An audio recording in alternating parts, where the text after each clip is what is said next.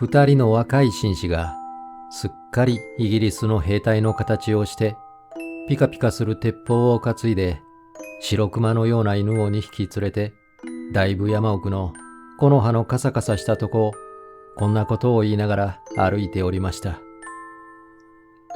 全体ここらの山はけしからんね。鳥も獣も一匹も嫌がらん。何でも構わないから早く淡々とやってみたいもんだな。鹿の黄色な横っ腹なんぞに2、3発お見舞い申したら随分痛快だろうね。くるくる回ってそれからドタッと倒れるだろうね。それはだいぶの山奥でした。案内してきた専門の鉄砲撃ちもちょっとまごついてどこかへ行ってしまったくらいの山奥でした。それにあんまり山がものすごいので、その白熊のような犬が2匹一緒にめまいを起こしてしばらくうなって、それから泡を吐いて死んでしまいました。実に僕は2400円の損害だ。と一人の紳士がその犬のまぶたをちょっと返してみて言いました。僕は2800円の損害だ。ともう一人が悔しそうに頭を曲げて言いました。はじめの紳士は少し顔色を悪くしてじっともう一人の紳士の顔つきを見ながら言いました。僕はもう戻ろうと思う。さあ、僕もちょうど寒くはなったし、腹は空いてきたし、戻ろうと思う。それじゃあ、これで切り上げよう。なーに、戻りに昨日の宿屋で山鳥を10円も買って帰ればいい。うさぎも出ていたね。そうすれば、結局同じこった。では、帰ろうじゃないか。ところがどうも困ったことは、どっちへ行けば戻れるのか、一向に見当がつかなくなっていました。風がどっと吹いてきて、草はざわざわ、木の葉はカサカサ、木はゴトンゴトンとなりました。どうも腹が空いた。さっきから横っ腹が痛くてたまらないんだ。僕もそうだ。もうあんまり歩きたくないな。歩きたくないよ。ああ、困ったな。何か食べたいな。食べたいもんだな。二人の紳士はざわざわなるすすきの中でこんなことを言いました。その時ふと後ろを見ますと、立派な一軒の西洋造りの家がありました。そして玄関には、レストラン、西洋料理店、ワイルドキャットハウス、山猫犬という札が出ていました。君、ちょうどいい。ここはこれでなかなか開けてるんだ。入ろうじゃないか。おや、こんなとこにおかしいね。しかし、とにかく何か食事ができるんだろう。もちろんできるさ。看板にそう書いてあるじゃないか。入ろうじゃないか。僕はもう何か食べたくて倒れそうなんだ。二人は玄関に立ちました。玄関は白い瀬戸のレンガで組んで、実に立派なもんです。そしてガラスの開き戸が立って、そこに金文字でこう書いてありました。どなたもどうかお入りください。決してご遠慮はありません。二人はそこでひどく喜んで言いました。こいつはどうだ。やっぱり世の中はうまくできてるね。今日一日難儀したけれど、今度はこんないいこともある。このうちは料理店だけれども、ただでご馳走するんだぜ。どうもそうらしい。決してご遠慮はありませんというのはその意味だ。二人は戸をして中へ入りました。そこはすぐ廊下になっていました。そのガラス戸の裏側には金文字でこうなっていました。ことに太ったお方や若いお方は大歓迎いたします。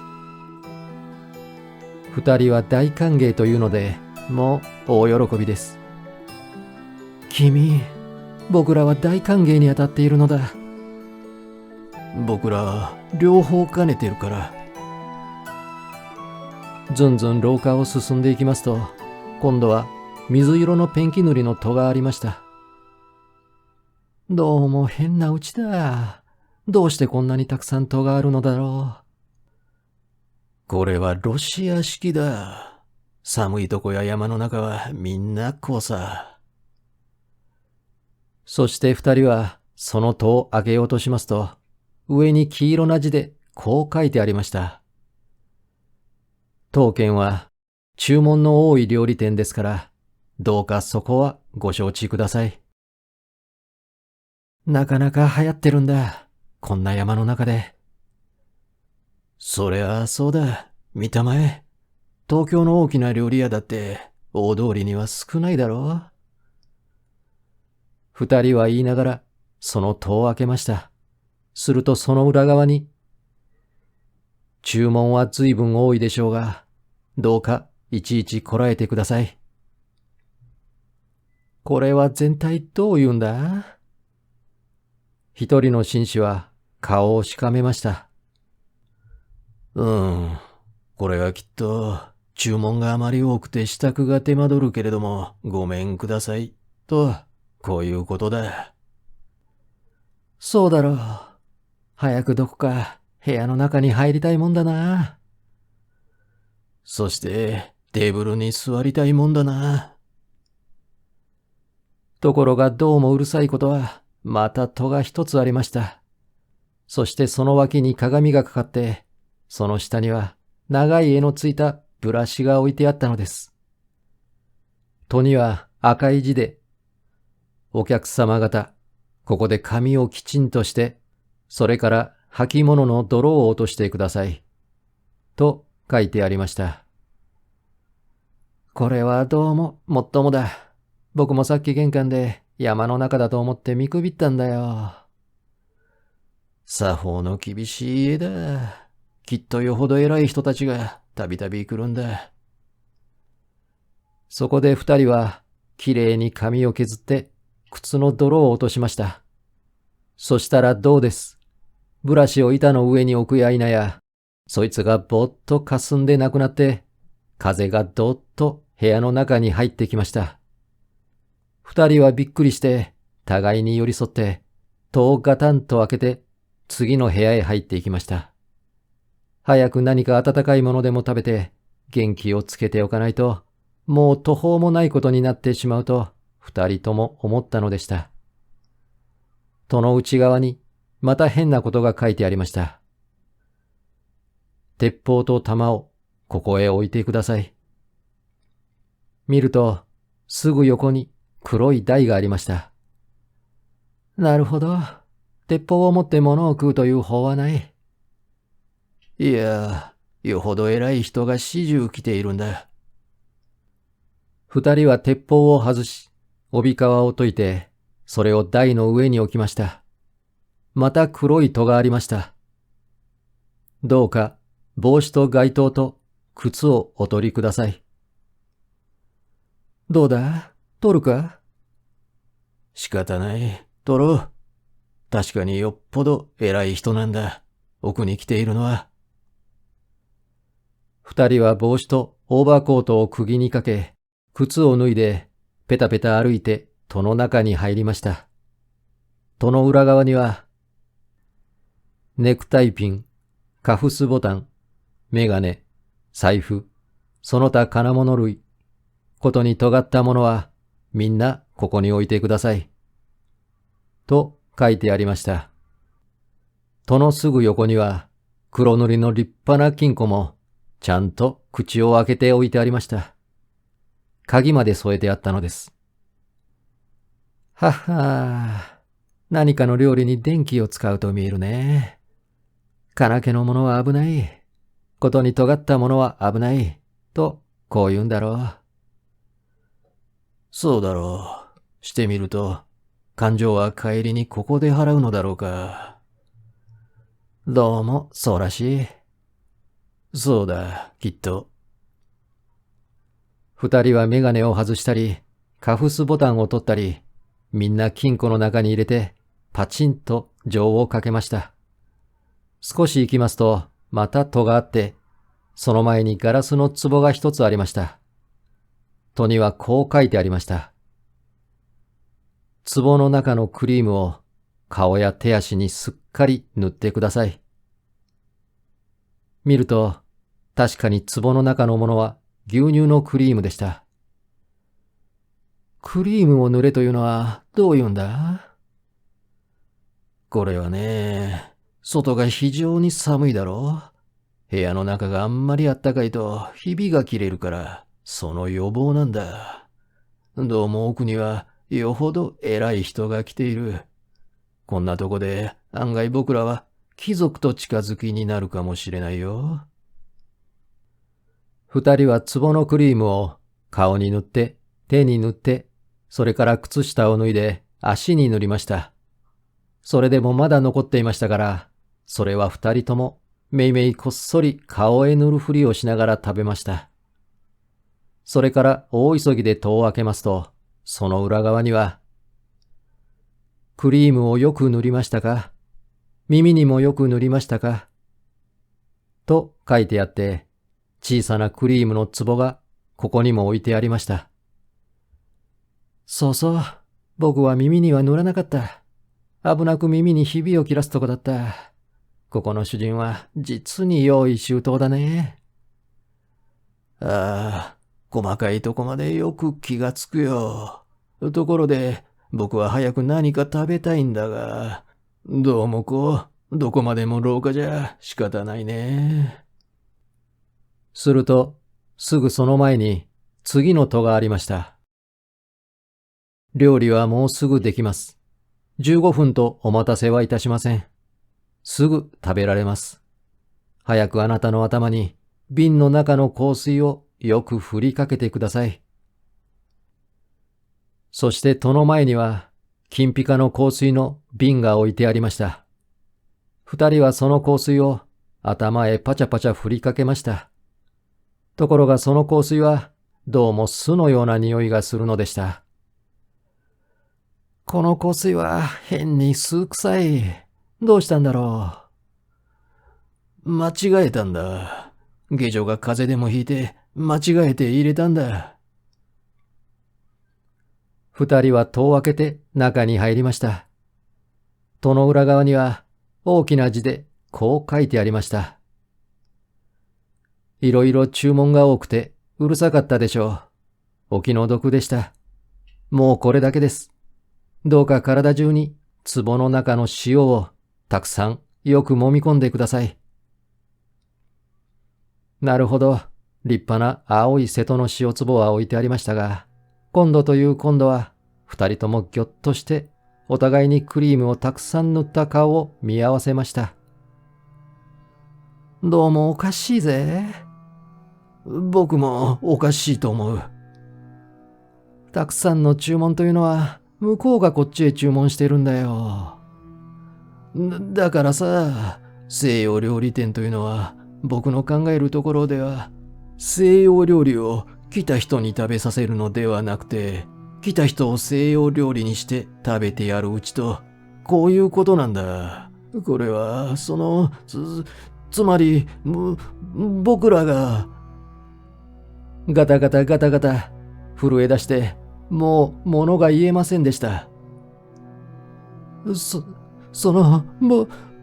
僕らが、うわ。ガタガタガタガタ震え出して、もう物が言えませんでした。ガタガタしながら一人の紳士は後ろの戸を押そうとしましたが、どうです。戸はもう一部も動きませんでした。奥の方にはまだ一枚戸があって、大きな鍵穴が二つつき、銀色のフォークとナイフの形が切り出してあって、いや、わざわざご苦労です。大変結構にできました。さあさあ、お腹にお入りください。と書いてありました。おまけに鍵穴からは、キョロキョロ二つの青い目玉がこっちを覗いています。うわ、ガタガタガタガタ。ガタガタガタガタ。二人は泣き出しました。すると戸の中では、こそこそこんなことを言っています。ダメだよ。もう気がついたよ。塩を揉み込まないようだよ。当たり前さ。親分の書きようがまずいんだ。あそこへいろいろ注文が多くてうるさかったでしょ。お気の毒でしたなんて間抜けなことを書いたもんだ。どっちでもいいよ。どうせ僕らには骨も分けてくれやしないんだ。それはそうだ。けれども、もしここへあいつらが入ってこなかったら、それは僕らの責任だぜ。呼ぼうか。呼ぼう。おい、お客さん方、早くいらっしゃい、いらっしゃい、いらっしゃい。お皿も洗ってありますし、ナッパももうよく塩で揉んでおきました。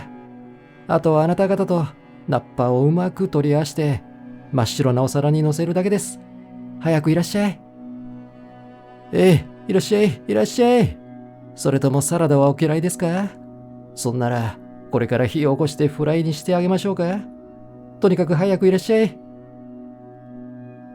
二人はあんまり心を痛めたために、顔がまるでくしゃくしゃの紙くずのようになり、お互いにその顔を見合わせ、ブルブル震え、声もなく泣きました。中ではふっと笑って、また叫んでいます。いらっしゃい、いらっしゃい。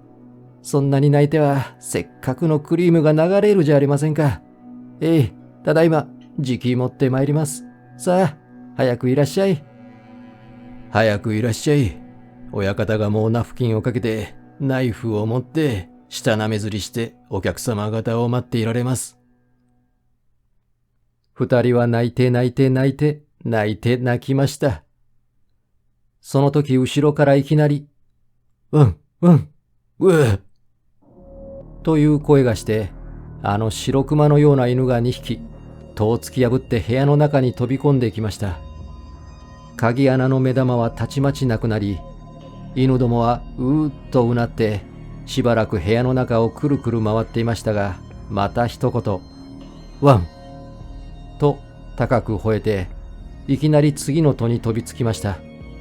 戸はガタリと開き、犬どもは吸い込まれるように飛んでいきました。その戸の向こうの真っ暗闇の中で、ねえ、ゴロゴロ、という声がして、それからガサガサ鳴りました。部屋は煙のように消え、二人は寒さにブルブル震えて、草の中に立っていました。見ると、上着や靴や財布やネクタイピンは、あっちの枝にぶら下がったり、こっちの根元に散らばったりしています。風がどーっと吹いてきて、草はざわざわ、木の葉はカサカサ、木はゴトンゴトンとなりました。犬がふーっとうなって戻ってきました。そして後ろからは、旦那、旦那と叫ぶものがあります。二人はにわかに元気がついて、おい、おい、ここだぞ、早く来いと叫びました。身の帽子をかぶった専門の猟師が草をざわざわ分けてやってきました。そこで二人はやっと安心しました。そして猟師の持ってきた団子を食べ、途中で10円だけ山鳥を買って東京に帰りました。しかし、さっき一遍紙くずのようになった二人の顔だけは、東京に帰ってもお湯に入っても、もう元の通りに治りませんでした。